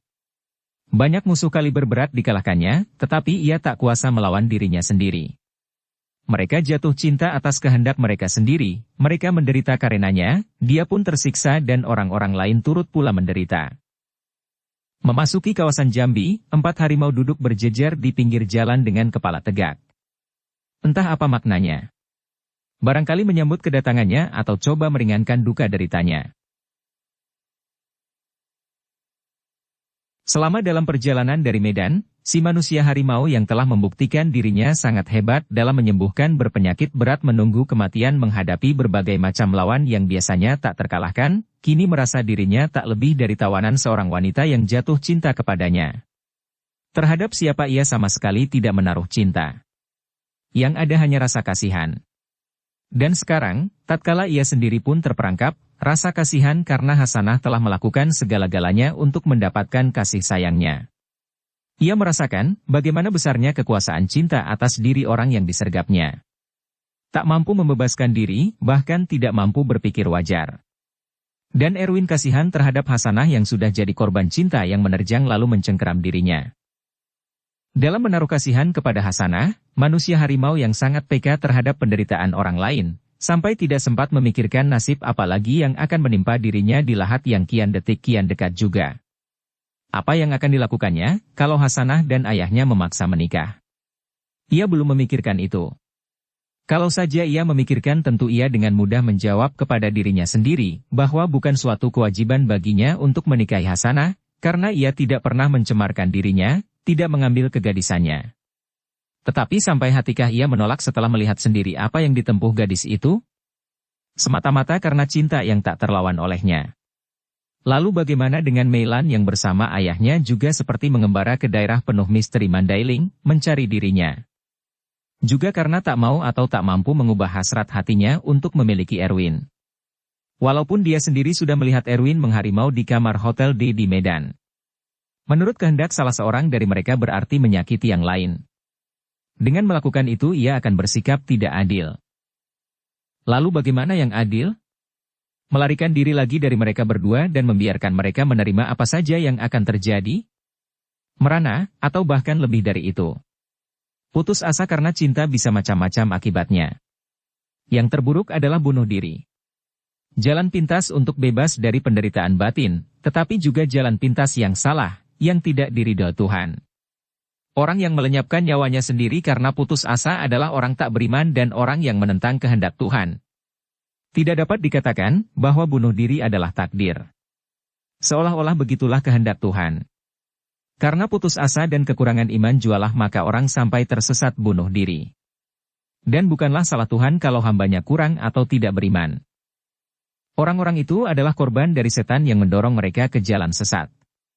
Dorongan itu hanya bisa berhasil terhadap orang tidak beriman. Setidak-tidaknya yang kurang teguh imannya. Sehingga tak mampu melawan kehendak setan atau iblis. Yang kurang atau sama sekali tidak punya iman sudah pasti orang yang kurang menguasai ajaran agama. Orang yang setengah-setengah. Setelah tiba di Lubuk Linggau, kegelisahan Erwin meningkat. Suatu pertanda lagi, bahwa di waktu dalam keadaan wajar, kemanusiaan dan cara berpikirnya amat tinggi. Tetapi juga kepekaannya terhadap derita orang lain. Ia mohon petunjuk kepada Tuhan, apa yang terbaik dilakukannya. Terbaik di antara yang kesemuanya buruk itu? Memang sudah tidak tersisa lagi yang baik dalam menghadapi masalahnya dengan Meilan dan Hasanah. Mau adil salah, mau berat sebelah lebih salah lagi. Manakah yang terbaik di antara yang semuanya serba salah ini? Dalam sedikitnya 2 bulan terakhir ini ia telah melakukan perbuatan-perbuatan terpaksa yang menimbulkan rasa sakit bagi orang lain. Walaupun semua itu sama sekali bukan kesalahannya. Dia sendiri tidak mengerti mengapa nona-nona yang kaya dan cantik-cantik itu terpikat kepada dirinya. Dia manusia yang serba kekurangan. Dia tidak memakai guna-guna. Karena dia bukan tipe Sumarta yang pemilik kucing suruhan. Yang selalu membantu tuannya dalam mencapai keinginan hatinya. Harimau manusia yang mempunyai hati sangat peka itu jadi bingung, tak tahu apa yang nanti akan dilakukannya. Dia tidak mencintai mereka, dia tidak ingin mereka tersiksa, tetapi dia juga ingin menyelamatkan dirinya. Hal-hal yang semua bertolak belakang. Kalau dia kurang iman pasti dia membenturkan kepala ke sisi mobil. Semalam di Lubuk Linggau tidak memberi jalan keluar baginya. Abang kelihatan bingung sekali, kata Hasanah melihat kelainan sifat Erwin yang biasanya tenang tetapi penuh wibawa. Ah tidak, apa yang dibingungkan? Orang yang kusayang ada di dekatku. Barangkali akulah orang yang terbahagia di dunia ini. Katanya selancar murid yang menghafal sejarah di luar kepala. Ia mengeluarkan itu dengan sadar. Jadi tahu bahwa dia berbohong. Tetapi dia seperti mudah saja melakukannya. Dia merasa aneh, mengapa dia mendadak jadi pembohong dan senang pula dengan kebohongan itu. Padahal ia tadinya orang yang paling pantang melakukan dusta. Terhadap siapapun. Hanya dalam keadaan terpaksa saja ia berbuat begitu. Itu pun tidak dengan maksud merugikan pihak lain. Tetapi sekarang dia seenaknya mengucapkan yang sama sekali tidak benar. Dan dia tidak merasa tertekan atau berdosa. Mengapa Erwin bisa berubah begitu? Barangkali benar-benar sudah kehilangan akal. Dipikirkan pun hanya meletihkan otak. Ia tidak menemukan jalan keluar. Lalu buat apa dipikir lagi? Turutkan saja apa yang tergerak di hati atau di mulut. Toh semuanya punya risiko. Karena Erwin tak pernah berkata begitu, Hasanah jadi heran. Dipandangnya Erwin. Dia begitu serius. Dia pasti berkata benar. Lalu dipeluknya laki-laki itu. Tidak peduli sama ayahnya yang duduk di samping pengemudi. Erwin bukan hanya membiarkan. Dia membalas dengan pelukan dan ciuman mesra. Si manusia harimau memang bukan lagi Erwin yang punya sifat pendiam dan sangat tahu diri. Mengapa dia jadi begitu? Dia pun tidak tahu mengapa dia begitu. Dia sadari perubahan kelakuannya, dia sadari pula bahwa dia tidak mencintai Hasanah. Tetapi dia tahu bahwa gadis itu butuhkan kasih sayangnya. Diambilnya jalan singkat. Diberinya pelukan dan ciuman. Yang bukan ciuman biasa. Bukan pula ciuman terpaksa, tetapi hempasan rasa sayang dan rindu yang seperti keluar dari lubuk hati. Dengan sepenuh perasaan. Dan Hasanah seperti di awang-awang. Rupanya Erwin memang cinta kepadanya, sangat cinta. Rupanya dia tidak bertepuk sebelah tangan. Rupanya Erwin hanya menguji dirinya sampai di mana benar cintanya kepada orang yang sudah dilihatnya sendiri bukan manusia wajar. Setelah Erwin merasa bahwa Hasanah lulus dalam ujian maka segala kasih dan sayang dilimpahkannya. Betapa nikmat dalam pelukan orang yang sekian lama dicinta, dikejar, tetapi selalu bersikap dingin, bahkan mengelak. Abang betul-betul cinta kepadaku, bisik Hasanah. Bisikan yang lumayan, sehingga terdengar oleh telinga ayahnya. Dan membuat supir mengerling ke kaca spion untuk turut melihat sekilas apa yang sedang berlangsung di tempat duduk belakang sedan itu. Bukan suatu pemandangan yang mengherankan. Sebagai supir taksi ia banyak kali mengalami. Adegan biasa, cuma pemegang peran saja yang lain. Dengan bisik pula Erwin menjawab. Tidakkah kau dapat merasakannya, Dik? Lidah ini mudah berbohong, tetapi perasaan tidak bisa berdusta. Aku sangat bahagia. Mungkin kaulah yang ragu-ragu? Hasanah mengetatkan pelukannya dan menghujani muka serta leher Erwin dengan ciuman serta kecupan mesra. Oh, mesra sekali. Takkan kalah dari kemesraan Anda, kalau Anda juga suka bermesraan? Sampai di rumah nanti, kita akan merencanakan perkawinan. Aku mau lekas-lekas jadi nyonya Erwin. Kata Hasanah. Dalam hati Erwin masih mampu berkata sinis. Ya, jadi nyonya manusia harimau. Tetapi yang keluar dari mulutnya. Tentu. Aku menurut saja apa yang kau rasa baik. Asal ayah menyetujui. Tak tenang perkawinan yang tidak sepenuhnya direstui orang tua. Ayahku sudah sangat setuju. Makanya dia ikut mengejar abang. Aneh memang. Erwin merasa senang dengan sandiwara gila itu. Kita undang semua famili abang di Mandailing. Terutama Bapak Sultan Natolupulu. Kata Hasanah. Leganian hatinya. Tetapi abang tak punya uang untuk itu. Jangan bicara soal uang.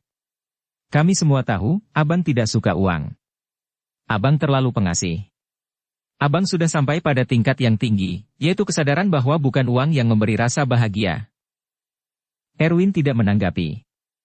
Jahatkah dia membiarkan gadis itu berangan-angan oleh gelora hatinya? Tidak. Bukankah semua ini menyenangkan hati Hasanah? Hasanah meyakinkan Erwin agar ia tidak merasa kecil diri oleh ketiadaan uang. Semua akan disediakan oleh ayahnya yang memang benar-benar bahagia sekali kalau Erwin menjadi menantunya. Lagi-lagi Erwin tidak menanggapi. Dan ia pun memang tidak merasa rendah diri.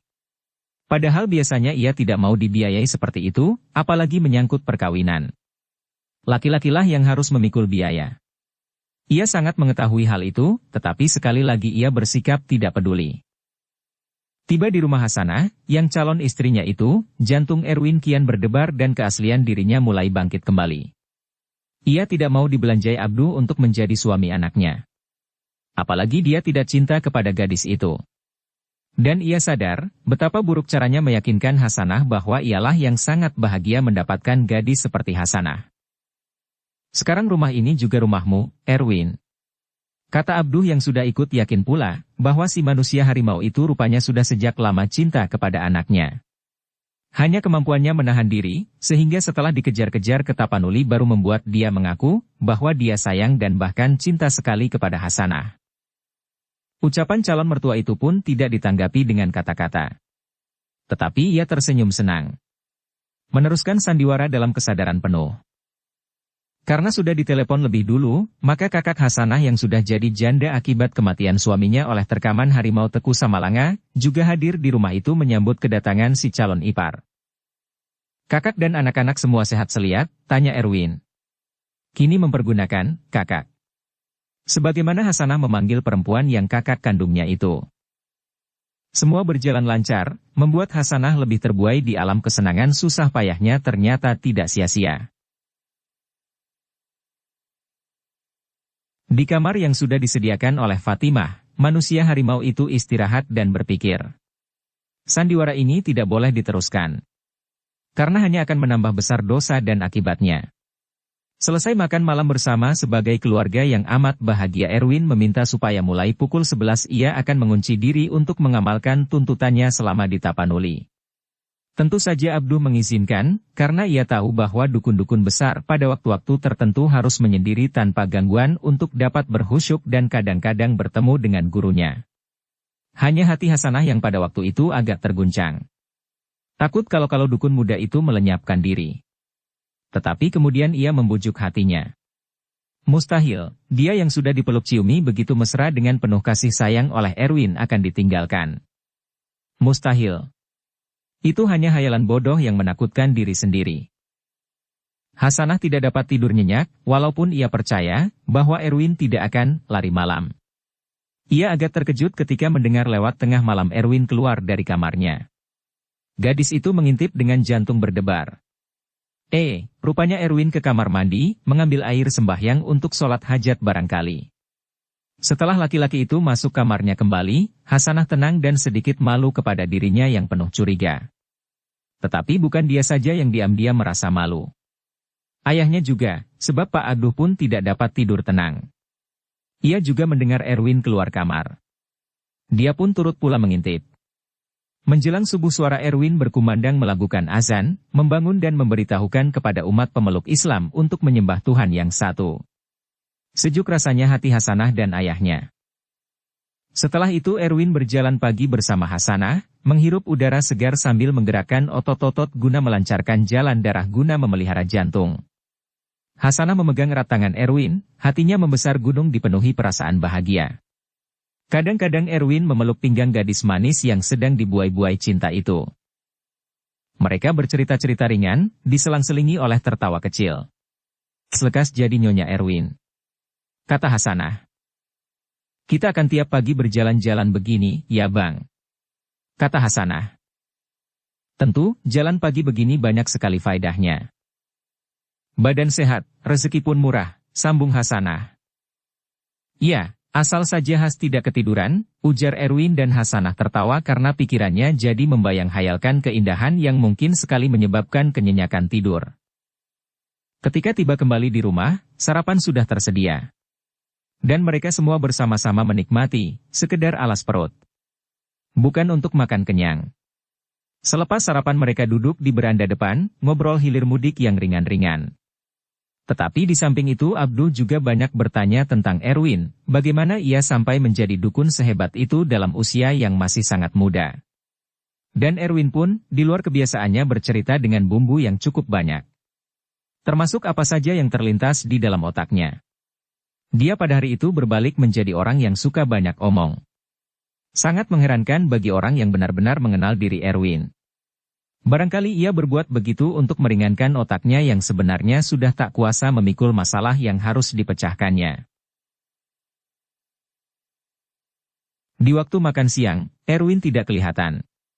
Dinanti-nanti tidak juga datang. Padahal tadi dia ada di rumah. Kalau ia pergi, maka kepergiannya sama sekali tidak kelihatan. Tak ada orang yang tahu bahwa sehabis mengobrol pagi itulah Erwin masuk ke kamarnya, ia terkejut melihat suatu kenyataan yang baru pertama kali dialaminya. Ayahnya sudah ada di sana. Dalam wujudnya sebagai manusia penuh.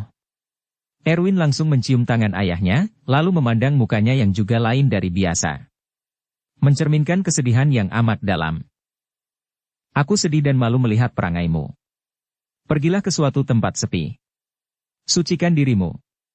Kelainan yang kau sandiwarakan hanya awal dari keruntuhanmu.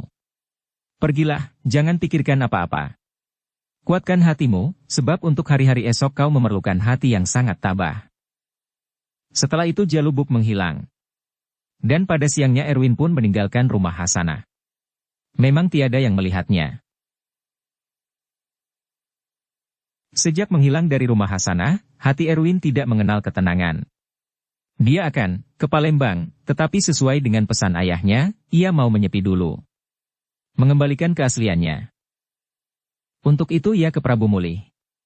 Kadang-kadang telinganya seperti mendengar jerit Hasanah. Dia tahu bahwa gadis itu dan ayahnya pasti akan panik. Yang sebenarnya terjadi lebih daripada sekedar kepanikan. Pada petang hari itu Hasanah yang malang telah pingsan. Mudah dimengerti. Dia yang sudah begitu girang dengan kepastian akan menjadi istri Erwin, tiba-tiba ditinggal begitu saja.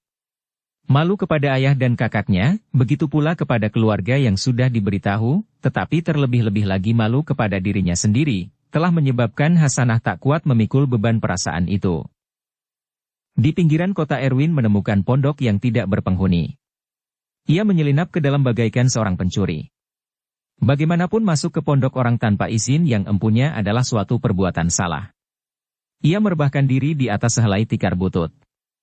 Melan yang lalu ia masih tidur di ranjang berkasur empuk.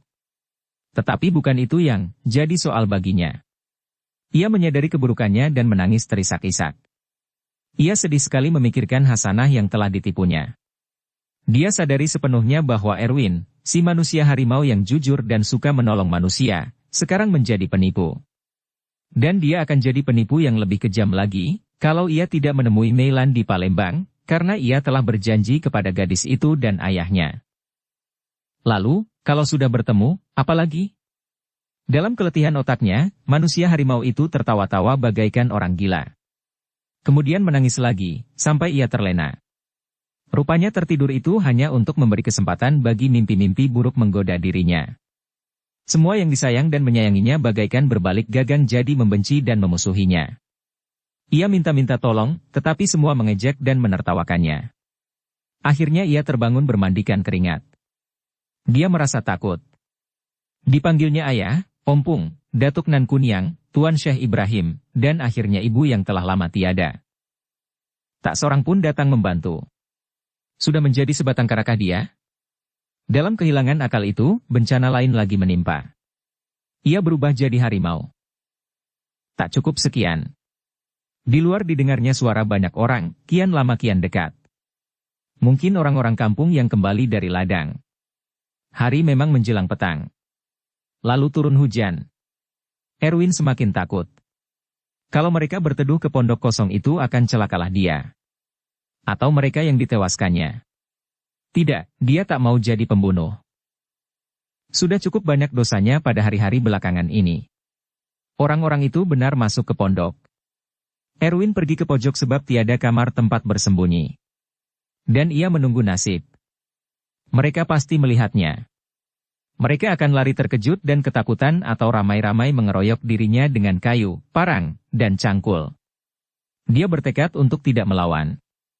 Rupanya sampai disitulah riwayatnya. Sudah nasib suratan badan. Harimau manusia itu merasa mukanya menjadi pucat dan tubuhnya gemetaran. Sama dengan tiap makhluk bernyawa yang pasti sangat takut dan gemetar, menanti tibanya ajal secara tidak wajar. Tewas dipukul dan dibacok. Tetapi tidak ada yang menjerit terkejut lalu lari. Tak pula ada yang memberi komando supaya mengeroyok dan menewaskan si Erwin yang sedang jadi harimau. Mereka hanya bercakap-cakap biasa, menyatakan khawatir kalau hujan deras itu turun berkepanjangan. Tidak kelihatankah oleh mereka harimau yang ketakutan menunggu kematiannya? Rabunkah mereka itu semuanya? Erwin sendiri pun merasa heran.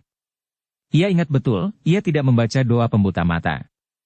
Terlupa oleh perasaan penuh dosa dan kebingungan. Keajaiban ini tentu karena kebesaran Tuhan yang Maha Pengasih. Orang yang sudah menanti ajal saja pun masih diberinya nyawa.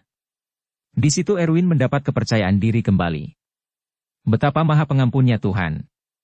Apakah supaya ia mendapat kesempatan untuk menebus dosa-dosanya?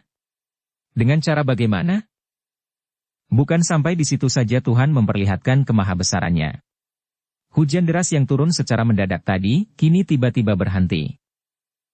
Hujan numpang lalu, kata salah seorang petani. Bukan, Tuhan kasihan sama kita. Dihentikannya supaya kita dapat pulang. Supaya orang rumah dan anak-anak jangan gelisah. Supaya mereka jangan menyangka kita diterkam nenek belang, kata yang lain. Semua kata-kata mereka didengar jelas oleh Erwin. Dia tersentak ketika orang menyebut nenek belang. Dialah salah satu dari si belang itu. Kini Erwin meminta supaya dia dimanusiakan kembali. Permintaannya terkabul. Ia coba memusatkan pikiran dan mengikuti pesan ayahnya supaya ia menyucikan diri. Tetapi ia tak sanggup memusatkan pikiran. Ia tak kuasa melawan perasaan berdosa karena meninggalkan hasanah secara pengecut. Dalam kebingungan, tak tahu mana yang terbaik dikerjakan, ia keluar. Tak jadi menyepi. Ayahnya pun tak datang menguatkan hatinya. Mungkin ia sudah tidak peduli. Sepanjang perjalanan menuju Palembang hatinya tidak menentu. Bukan tanpa tujuan. Ia akan menemui Meilan dan ayahnya. Apa yang akan terjadi nanti, soal nanti saja. Ia takkan kuasa mengubah keadaan dan nasib yang sudah menantikan dirinya. Setiba di Palembang memang ia langsung ke rumah Ong Chufat. Anak dan ayah menerima kedatangannya dengan gembira. Sebenarnya Ong sudah menduga bahwa Erwin tidak akan datang. Sementara Meilan ragu-ragu. Kedatangannya melenyapkan segala kebimbangan dan memberi keyakinan bahwa Erwin sudah punya ketetapan hati. Ketika berdua-dua dengan Meilan, gadis itu berkata pelan. Bang Erwin kini benar-benar jadi milikku. Tentu, milik siapa lagi, kalau kau memang benar menghendaki aku. Aku datang untukmu. Hanya untukmu, Lani. Betapa bahagia Meilan mendengar itu, sebahagia Hasanah ketika dalam keadaan serupa dengan si manusia harimau. Sama halnya dengan Hasanah, Meilan tidak sangsi lagi bahwa Erwin yang dikejarnya sampai ke Tapanuli Selatan, kini telah menjadi miliknya. Dan Erwin yang menyadari kebohongannya berpendapat bahwa itulah yang terbaik. Sebaik pendapatnya ketika mengucapkan kata-kata yang sama kepada Hasanah. Erwin meneruskan lagi sandiwara busuknya. Lupakah bahwa dirimu baru saja diselamatkan Tuhan di gubuk pinggiran kota Prabu Mulih itu? Ketika hujan datang mendadak, banyak petani berteduh. Dia sedang mengharimau tanpa dapat menyembunyikan diri, tetapi mereka tidak melihatnya. Abang sungguh-sungguh, tanya Meilan. Mengapa harus berbohong? Terlalu bodoh berdusta kepada orang yang sesetia dan secantik kau, Lani. Akulah yang mestinya tidak percaya, bahwa aku bisa seberuntung ini, kata Erwin. Lancarnya seperti air terjun di batang anai saja. Tetapi hatiku bimbang, takut abang tinggalkan lagi. Buanglah pikiran yang menipu dan menyakiti diri sendiri. Kata Erwin lagi. Meyakinkan Meilan. Dan gadis Tionghoa itu jadi yakin. Di rumah gadis pengagum dan pencinta dirinya itu pun Erwin istirahat di kamar yang buru-buru disediakan baginya. Lalu makan siang bersama, seperti di rumah Hasanah yang sedang pingsan sudah berjam-jam tanpa sadarkan diri. Karena ulah si manusia harimau. Kemudian ia permisi, berterus terang mau ke rumah Teku Samalanga tempat ia pernah menumpang. Karena perkenalan Meilan dengan Erwin pun berkat perantaraan Teku, maka gadis dan ayah itu tidak keberatan. Bahkan mengatakan bahwa memang patut sekali ia ke sana. Nanti sore kita jalan-jalan berdua. Dengan mobil, aku yang nyetir. Kata Meilan berpelukan teringat ia juga jalan-jalan pagi berpelukan pinggang dengan Hasanah. Bagaimana kalau abang yang nyetir? Abang pernah jadi supir di Surabaya?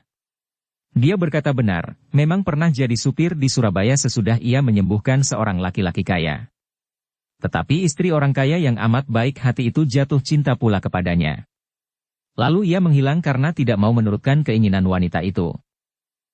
Oke, kalau abang yang mau nyetir. Kata Meilan yang sama sekali tidak berubah walaupun kekasihnya pernah jadi supir.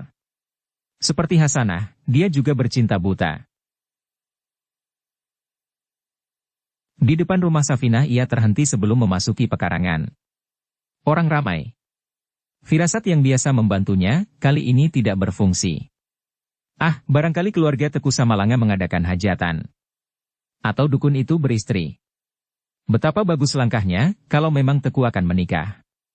Ia pun masuk tanpa ragu-ragu. Segera bertemu dengan Teku yang menyambutnya dengan pelukan. Kau datang tepat pada waktunya sahabat. Kata Teku girang. Apa iya? Teku akan menikah? Tanya Erwin. Tanpa berpikir, karena hanya menjawab pertanyaan sederhana, Teku berkata. Bukan aku. Aku masih mau menuntut ilmu. Ingin sepintar kau, Erwin. Kau lebih muda tetapi jauh lebih pandai dariku. Tanpa menyadari bahwa jantung Erwin seperti mau copot karena takut mendengar kabar paling buruk, Teku melanjutkan bahwa yang akan menikah adalah adiknya Safinah. Kau tentu ingin bertemu dengannya. Dia tentu akan girang sekali. Tunggu, duduk dulu. Kupanggilkan. Ketika Teku melangkah ke dalam, Erwin bergerak keluar. Di luar pintu dipercepat langkah kaki yang sebenarnya sudah hampir tak mampu memanggul tubuhnya. Dan ia menghilang. Tanpa pamit. Tanpa bertemu dengan orang yang amat dirindukannya. Ketika Teku dengan adiknya keluar dengan hati gembira, Erwin sudah tak ada. Semula mereka pikir ia ke belakang buang air kecil. Tetapi setelah lama dinantikan ia tak kunjung datang, barulah Teku memandang adiknya. Dan si adik memandang abangnya. Teku mulai menduga. Dan hatinya sedih. Kemana Bang Erwin? Mengapa dia pergi? Tanya Safinah. Teku menceritakan apa yang telah terjadi. Pertanyaan Erwin dan jawabannya. Lalu tentang dia mengatakan bahwa yang akan menikah adalah Safinah. Pernah dia mengatakan cinta kepada Musaf? Tanya Teku. Tidak. Bukankah kita sudah seperti bersaudara dengannya? Hati Erwin lebih hancur dari piring yang terjatuh ke lantai ubin. Bukan hanya itu. Ia malu, karena pergi tanpa pamit dan dengan itu dia memperlihatkan kekalahan dan kesedihannya. Safinah akan menjadi pengantin malam itu. Laki-laki lain yang akan memiliki dan memperoleh segala idaman hati. Bukan dia, si Erwin yang hanya manusia harimau. Dalam hal lain ia sangat hebat, karena dia manusia harimau yang mampu melakukan hampir segala-galanya. Kini dia teringat pada perbuatan dan kelakuannya pada hari-hari terakhir menjelang ketibaannya di rumah Teku Samalanga. Ia ingat penyambungan. Berjanji dengan Hasanah tetapi lari dengan Meilan. Ia ingat, Medan. Meninggalkan Meilan lalu pergi dengan Hasanah. Kemudian dia memberi harapan kepada kedua gadis berkemauan keras dan tahan segala derita itu. Ia bahkan sudah berjanji. Dikeluarkannya segala kata-kata terindah di dalam cinta, padahal dia sadar bahwa dia tidak mencintai mereka. Kini dirasakannya apa yang dirasa oleh Hasanah dan Meilan. Tetapi keadaannya tidak sama. Safinah tidak pernah mengatakan cinta kepada Erwin, tidak pernah mempermainkan apalagi menipu dirinya. Mau kemana sekarang? Kelahat mendatangi Hasanah? Atau kembali ke Meilan? Kesempatan masih terbuka. Ia bisa saja memberi alasan mengapa ia mendadak pergi. Katakan saja, didatangi lalu dibawa ayah dan ompungnya. Tak banyak kesulitan. Dia toh sudah belajar bahkan sudah sangat mahir berbohong. Dia bukan Erwin yang dulu. Ia tak sanggup melaksanakan pesan ayahnya supaya menyepi dan menyucikan diri. Ia sedang dikalahkan oleh kekecewaan dan kegagalan. Ditinggalkan oleh Safinah yang dicintainya diam-diam. Sekali lagi ia mencari tempat untuk menyendiri. Karena tiada kenalan untuk menumpang, maka ia menyewa kamar murah pada sebuah losmen. Penguasa tempat minta uang duluan, karena ia tidak mempunyai kopor untuk bisa dipercaya, bahwa ia bukan gelandangan. Macam-macam pikiran menggoda. Mengapa menyerah kalah? Ia dapat merebut Safinah dengan ilmu-ilmu baru yang didapatnya di kebun misterius milik Syekh Ibrahim Bantani di dekat Muara Sipongi itu. Lalu ia melampiaskan rindu terhadap orang yang sangat digilainya itu. Ia dapat melakukannya. Tetapi itu namanya paksa dan perkosa. Akhirnya ia tidak melakukannya. Terdengar olehnya suara Tuan Syekh melarang. Erwin seperti orang gila oleh peperangan yang berkecamuk di dalam dadanya. Baru beberapa jam di losmen Erwin pergi lagi. Berjalan kaki mengikuti jalan ke daerah Jambi. Kau patut menerima penderitaan ini, anakku. Terdengar suara Jalubuk. Supaya agak seimbang dengan penderitaan Hasanah dan Meilan. Kau membuat mereka menanggung siksaan batin. Jangan lagi lakukan yang buruk. Tuhan ambillah nyawaku ini secara wajar. Aku sudah tidak sanggup lagi hidup, kata Erwin memohon. Bodoh, kata suara ayahnya. Ini hanya suatu cobaan. Kau masih akan hidup belasan tahun lagi. Jangan jadi pengecut. Kembali ke jalan yang benar. Dan Erwin berjalan dengan air mata menganak sungai di kedua pipinya. Kemudian ia tak kuat lagi. Entah sudah berapa jam ia berjalan. Akhirnya ia masuk ke semak-semak di pinggir jalan. Ia roboh kehabisan tenaga. Pada saat itu ia masih sempat melihat Hasanah datang dan berkata, "Kau mencintaiku, Bang Erwin? Kau tak pernah mengatakannya." Melihat dan mendengar ini ia menangis. Mengapa tak pernah dikatakannya? Ia mau bangkit, berlari ke Palembang, tetapi sudah tak berdaya. Tamat. Dukung kami dengan subscribe, follow, like, komen dan share. Terima kasih.